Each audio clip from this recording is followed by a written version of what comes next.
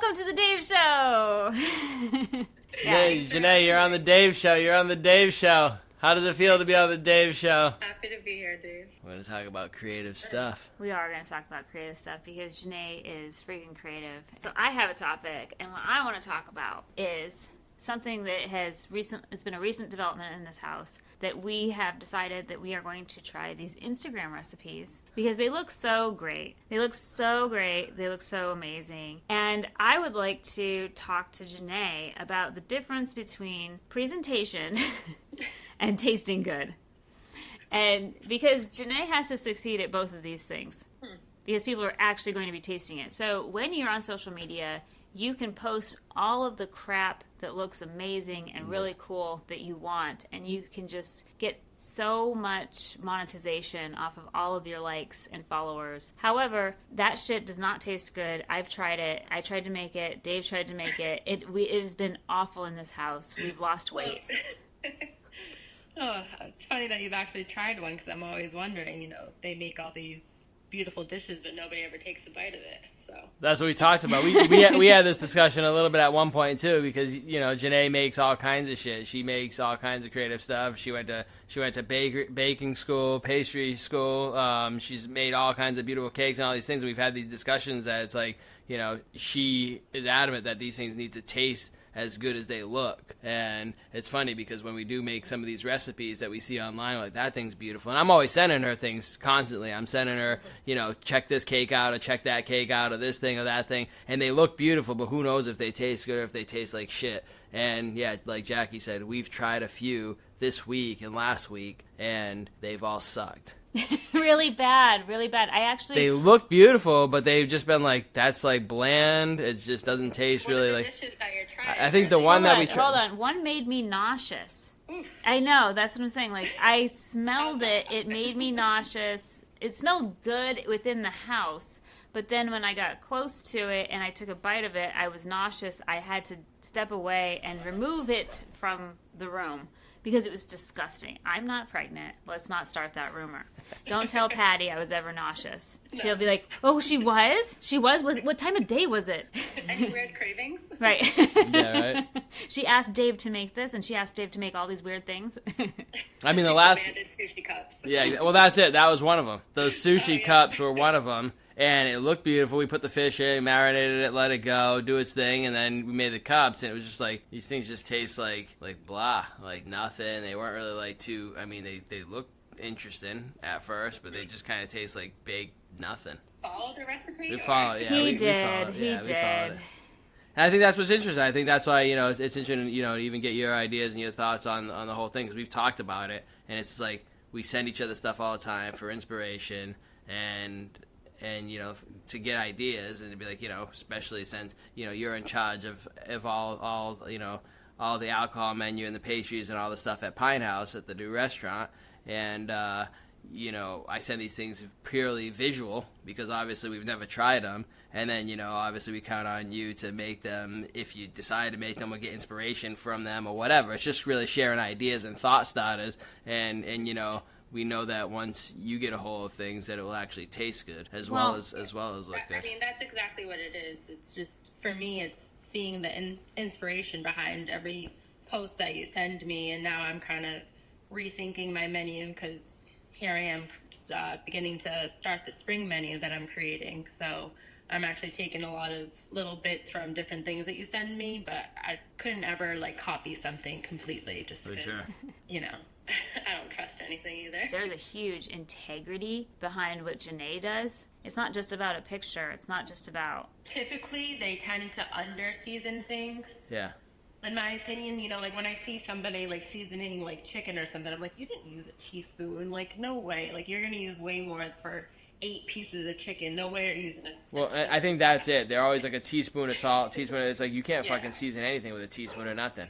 Right. Yeah, but you had crazy amount. I'm not talking about it's not your recipe, but that recipe had crazy amounts of all kinds of powdered stuff. Yeah, it was disgusting. A bunch of different shit. Yeah, too all much. of it. Oh god, and I just feel like they love the way that it looks when they're throwing it into a glass bowl, and so they're like, doesn't look great. I try to not, let myself get too influenced by Instagram and whenever he's posted, I actually see most of the stuff from you and Erin. You guys both send me recipes almost every day. And it's funny because I don't even read the recipes. I just like see the visual look. I'm like, this is kind of interesting. Yeah, well, and by you sending me that stuff, I kind of was like, let me up my game a little bit. So you send me all these tarts and stuff, and I'm like, oh, that's just a mold. You just use a lemon mold, or Yeah. use this to make that, or nothing that you send me is necessarily like hard. It's just buying like the right equipment or whatever. I love it. For you too, Dave, you take something that already tastes good, and then now you just have to make it like look good and sell well. Mm-hmm. So you might photograph a Coca-Cola with gelatin ice cubes and whatever, to make it look nice. Yeah. Like same with me, I could make something, but it might not photograph perfect, so I might need to change the coloring and some of the sauce, even though I'm like against using food coloring, but maybe for that photo to really get my point across, we add those additives to make it more photogenic. Visually appealing, yeah, photogenic. That's a good one. And that's another thing. It's like, but as far as just the image of what you're kind of putting out there in the show, I mean, even when you think about you taking a photo of something or whatever, like people are changing the lighting, or people are updating the lighting, and making it like more appealing than maybe you would see it just on the table, because the lighting is dim and it's different, and you're going to see it a little bit differently anyway. It's really just about showing these things in their best light. But I think when we're trying to sell something new, or if somebody were to come with me and be like, sell this new thing, right? Or if Janae came with me to sell her new cakes, and we had to promote her bakery and her things, if her stuff looked beautiful and it tasted like shit, I'd be like, as a strategist, a designer, as somebody that advises clients, I'd be like, you're going to fail. You can't sell this shit. It tastes terrible. It looks great. Maybe you should just be an Instagram chef or an Instagram baker, that nobody's ever going to eat this shit anyway, but I wouldn't ever advise her to go and sell that stuff to somebody that now actually has to taste it, because she would fail. So then I wouldn't be doing my job, and she would fail at hers. So I'm just going to be honest. My question really wasn't about presentation. I just really wanted to ask you, how do you sleep at night? How do you sleep at night, sir? I sleep fine at night because, as long as somebody's lying in these pockets, I sleep fine at night. I have a sound machine. There's the book, All Marketers Are Liars. I don't really think that's true. Like I said, my marketing is about telling the most truthful and honest story and putting it out there and letting the people decide for themselves. That's how I like to do it. Showing it in its best light. Yeah, showing it in its best light. Yeah, and if they don't have a good light to show, then it's about going even deeper and finding the real meaning and finding the truth within that product and changing it. Changing the truth, or guiding whatever that company, business, product, service, or whatever it is to make something better. Everything I make tastes good. I struggle more with making things look good and look pretty. That's when I ask, people around me for some inspiration, or that's when I'll go on Pinterest and look up some things and be like, okay, well, I have this component, that one.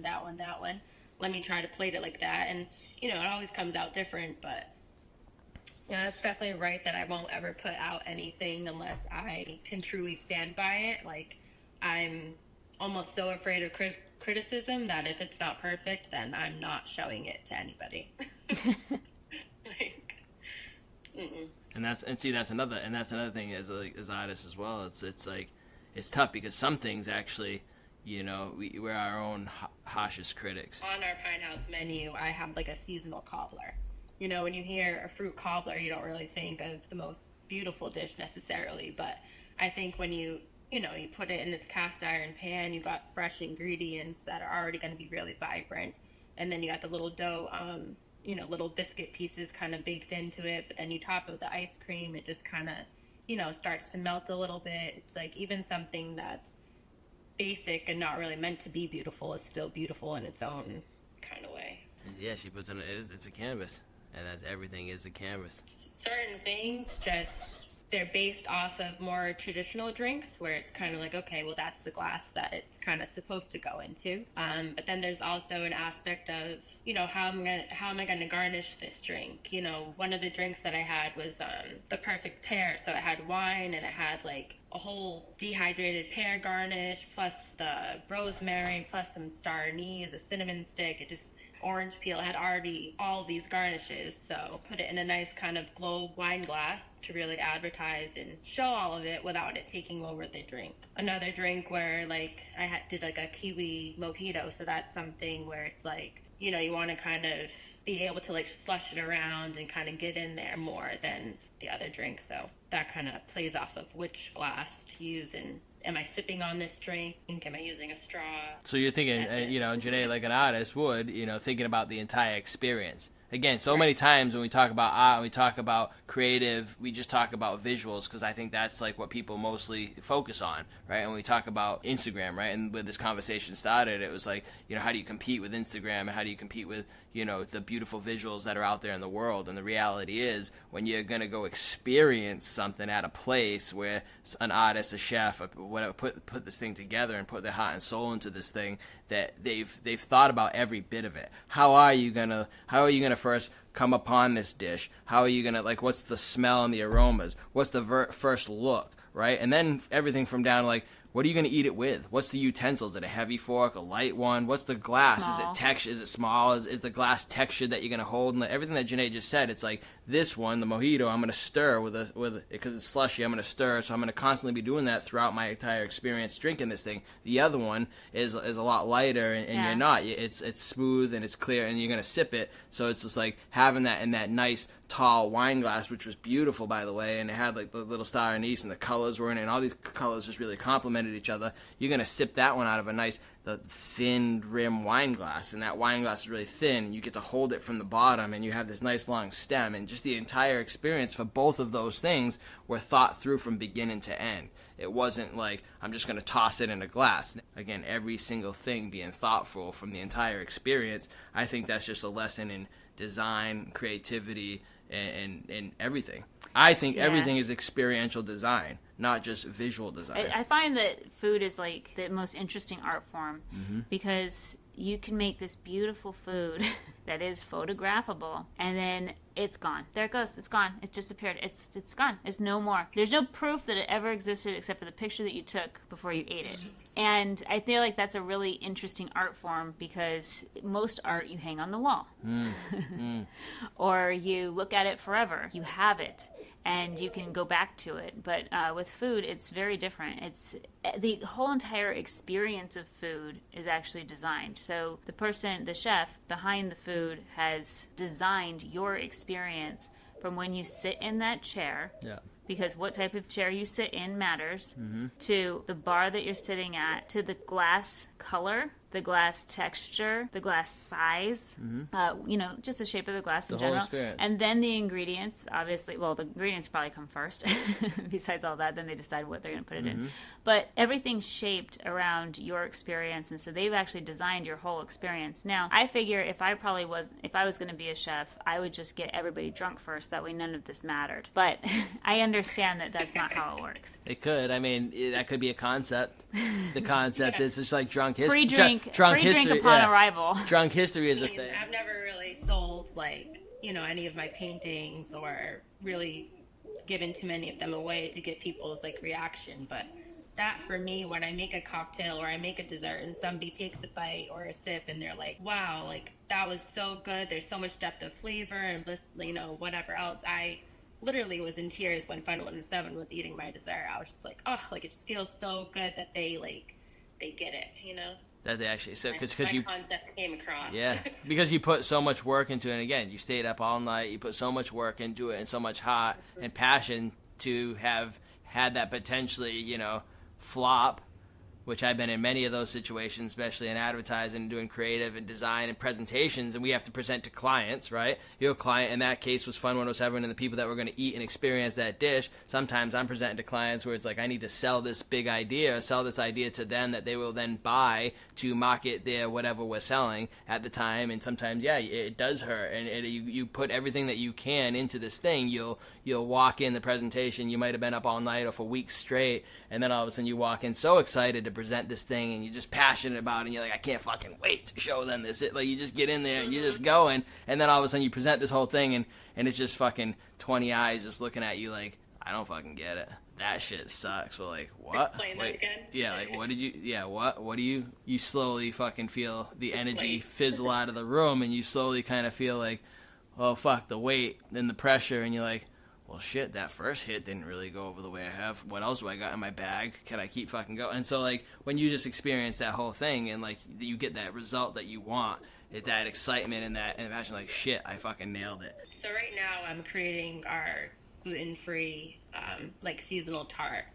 So I wrote a whole list of the ingredients and flavor profiles that I kind of want to use, and then I take it from the base. So I'm starting with the almond crust, so that I draw that out, and then I do with the next layer. I'm going to do a mascarpone grapefruit mousse, and then inside that it's going to be a strawberry and grapefruit like jam, and then picturing that and how the spoon's going to kind of cut through that, and what's that going to look like, and then I decorate the top of it, right? So I have some texture. I'm going to candy some almonds, candy some grapefruit zest, and then I'm also going to make like these strawberry grapefruit like caviars. It's like these little jellies, so those can kind of like play around and pop in your mouth as well. So I just start at the base layer and then just keep building until I'm happy with it, basically.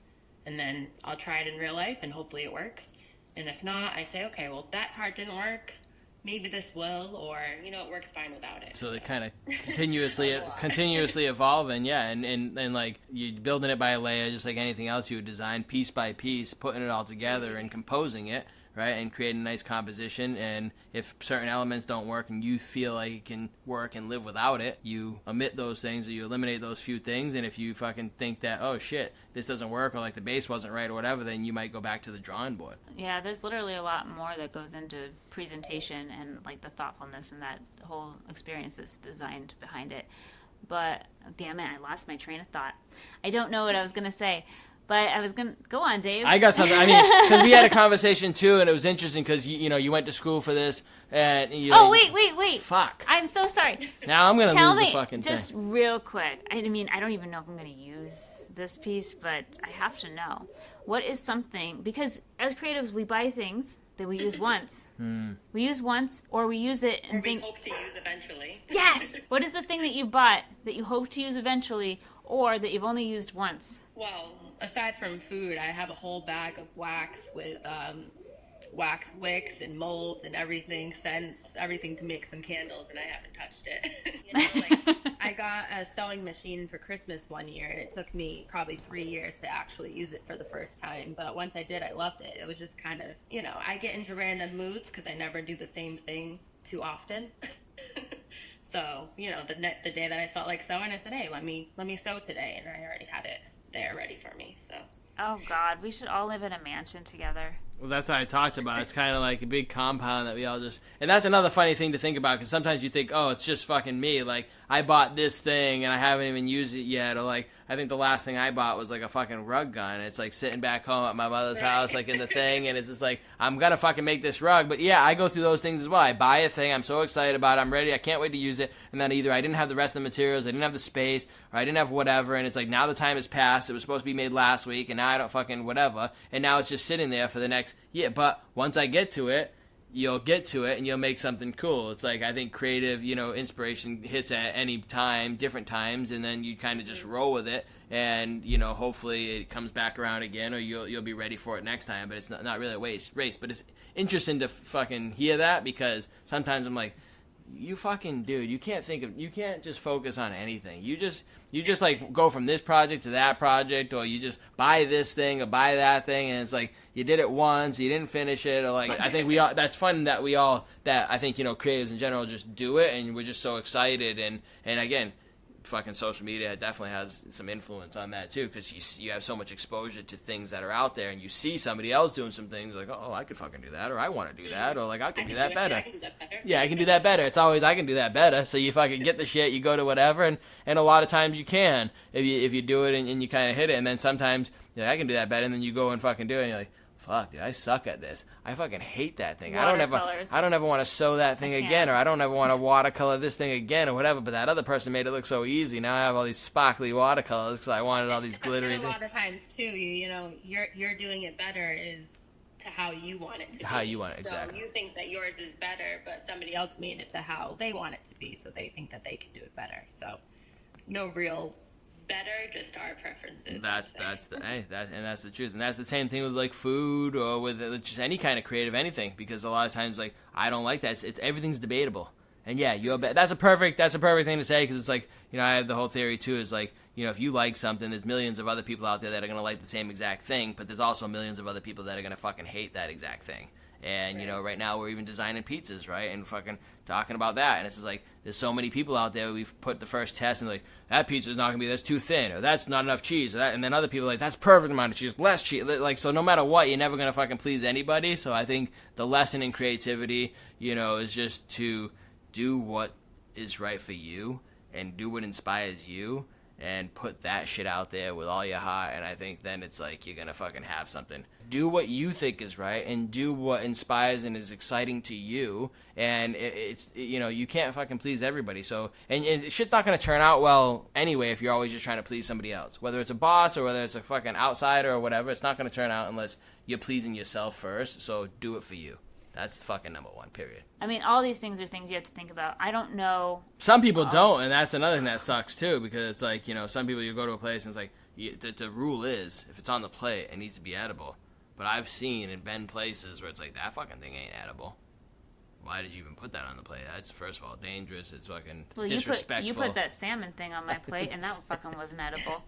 Disgusting. I blame so for me, if there's something that's beautiful, but I don't necessarily want to eat it, but it is possible to be eaten, I just don't put a lot of it, you know? Like, putting an edible flower on something, I think it's very easy just to take your fork and move it off to the side and then, you know, enjoy the rest. But you can also eat the flower.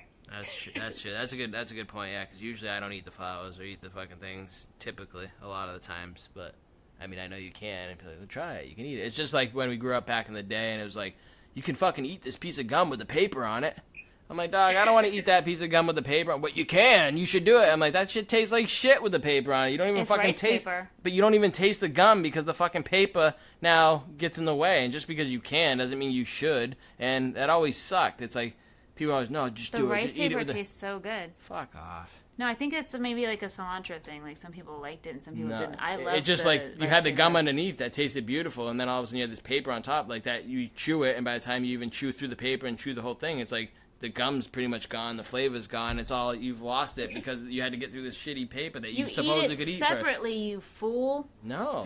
Well, they had those dot candy, too, that were, like, attached to the paper, right? And so every time you took a little piece of the candy off, you definitely ate, you got paper. Paper, too.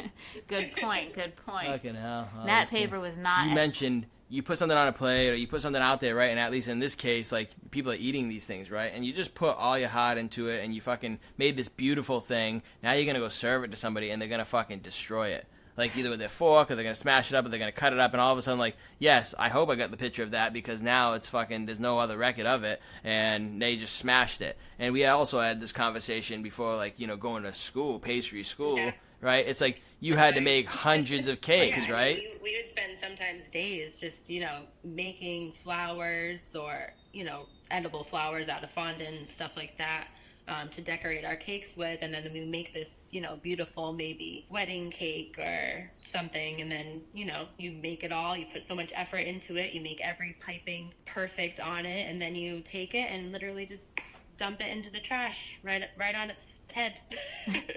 Just smash it right into the trash. You know, we did a cake project too, and I was working on this cake for weeks. It was a teapot and it poured down into a teacup, and it was a 3-layer, you know, giant cake showpiece, and didn't even have one slice of it, just into the trash. Some Alice in Wonderland shit, and you didn't even fucking taste it. But it would have played well on Instagram. Yeah. I mean, it kind of crushes my soul a little bit. I think if I'm getting rid of it in a sense where somebody's devouring it and they're really getting in there and enjoying it, then I'm pleased. But when I just make something and pour my heart and work into this piece and then just into the trash, it really stings a bit, I'd say. I mean, I think that's when the photo really comes in handy, because I'll go back in my phone and I look at things that I've made in the past, either at past bakeries or in school, and I just stare at them and, you know, zoom in and admire or be like, oh, I could have done this differently, you know, and maybe I'll try that again one day. But I think just having those photos to kind of look back on, you know, they make me smile, even though they all went into the trash. I mean, I don't have that in me to even post something that doesn't taste good, so I don't know if I can really give advice to these people, but just make it taste good, or, you know, or stop doing it, you know, just stop deceiving people. Stop the madness. Stop the madness. Well, more power to you, boo boo. I just fucking do it. Like they're fucking cashing checks. They're on the beach right now. And like we're trying to sell our next fucking $8 pastry that tastes beautiful. That was hours and hours. So who's right and who's wrong? Who the fuck knows? Yeah, I mean, I guess they serve a purpose, like a Pinterest purpose, kind of like it's inspiration. I was just thinking, like kind of like a Mid-Journey. Like Mid-Journey's not real, but it serves as great inspiration. So I mean, I guess social media garbage has its place, but it's beautiful, and so maybe it does push all of us to be more creative in the way that we plate things, or the way that things, or what we mix together, or our thoughts. Because I mean, the cupcake thing is pretty cool. I really do think that that's a cool idea, and I would really like to get on board with it. But the two things that I've made in cupcake pans, and I followed the recipe, it really bothers me because they tasted good. So now I think here the thing is now that we've tasted them, now that we've tried them, I know next what I would do to make it better. And I've already thought, as soon as we tasted it, as soon as I tried it, I'm like, I would fucking have definitely done this, that, and that, and it would have fucking probably been great. So like that's what we do. And I think, just like I said last time, there's no art form, or there's no type of creative that's above the other, right? We were talking about this on the last episode, and it was about artificial intelligence, creating photography with artificial intelligence versus real photographers, right? And there's a lot of work that goes into both. And so one shouldn't be held to a higher standard than the other because they both have their place. And I think, same thing with just purely visual inspiration that we see on Instagram. Like, they're leveling all of us up creatively daily because now it has to hit that bar visually. Now, instead of just tasting incredible, it has to do both. I mean, try not to bullshit. Try to just be authentic. Try to just not authentic, whatever. Try to be real. Try to be true. Try to just make the best shit you can. Try to make the whole experience fucking as good as possible, and put it all out there, and don't fucking hold back. But don't say it's something, and just don't fucking be fake. Don't bullshit. Don't say it's one thing and then it's really not. And then some people just don't have good taste anyway, so they maybe think that thing tastes good and it's fucking awesome, and it may be the best thing they've ever had. But the reality is they just don't know. So you can't shit on them for that either. It's like, I don't know how you could not know that much. Thank you so much, Janae. Yeah, thank you. Thank you so much, Janae. We awesome. really appreciate it. It was it's fun been talking. So great. I love talking. I love talking with people. I love talking to you today. That was awesome. Thank you for coming on. And give your mom the word. Ma. The word today is Mikey. All right. Love you guys. Thanks for listening.